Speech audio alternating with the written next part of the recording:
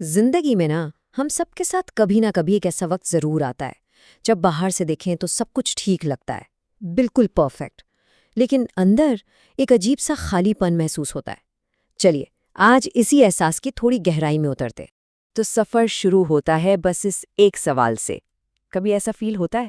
سوچئے ذرا، ایک ایسی بے چینی جس کا کوئی نام نہیں ہے، ایک ایسی کمی جس کا کوئی سبب نہیں ملتا، بس ایک فیلنگ کہ سب کچھ ٹھیک ہے لیکن پھر بھی کچھ ٹھیک نہیں ہے۔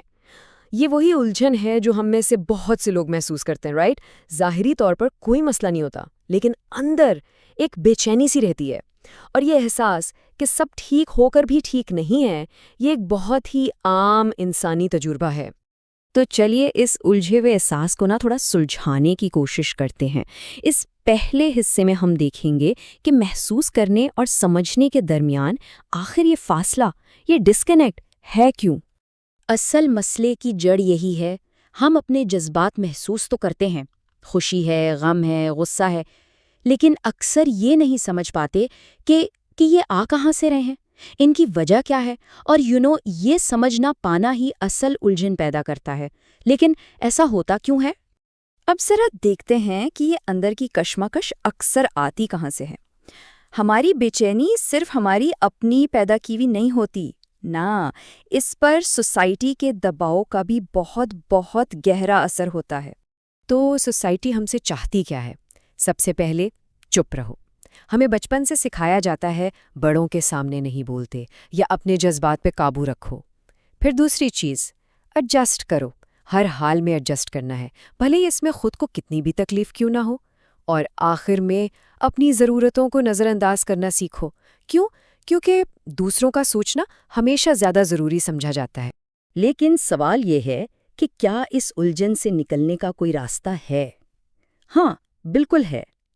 اب ہم مسئلے سے حل کی طرف بڑھ رہے ہیں اور ایک ایسے ذریعے کو دیکھیں گے جو محسوس کرنے اور سمجھنے کے درمیان اس فاصلے کو ختم کر سکتا ہے۔ اور یہاں سے شروع ہوتا ہے مائنڈفل سوسائٹی کا سفر۔ اس کا مقصد بہت ہی صاف ہے، ایک ایسا راستہ دکھانا جس سے ہم خود کو بہتر طریقے سے سمجھ سکیں، سمجھ لیں کہ یہ اپنے اندر جھانکنے کی ایک دعوت ہے۔ اور دیکھیے، یہ سفر کسی راکٹ سائنس پر مبنی نہیں ہے، اس کی بنیاد سمپل سائیکالوجی کے اصولوں پر ہے، جیسے کہ اپنے خیالات کو بغیر جج کیے آبزرو کرنا، یا یہ پہچاننا کہ ہمارے جذبات آخر اٹھتے کیوں ہیں، ایسے آسان اصول جنہیں کوئی بھی اپنا سکتا ہے۔ تو اس سفر کی منزل کیا ہے؟ اس کا انجام ان 3 لفظوں میں چھپا ہے: سوچنا، محسوس کرنا، اور ان دونوں کے ذریعے آخر میں سمجھنا۔ اور اس سمجھ کا فائدہ ڈبل ہے۔ جب ہم اپنے اندر کے جذبات اور خیالات کو سمجھنا شروع کرتے ہیں تو نہ صرف ہم خود کو بہتر جانتے ہیں، بلکہ ہم اس قابل بھی ہو جاتے ہیں کہ باہر کی دنیا یعنی سوسائٹی کے اثرات کو بھی صاف صاف دیکھ سکیں۔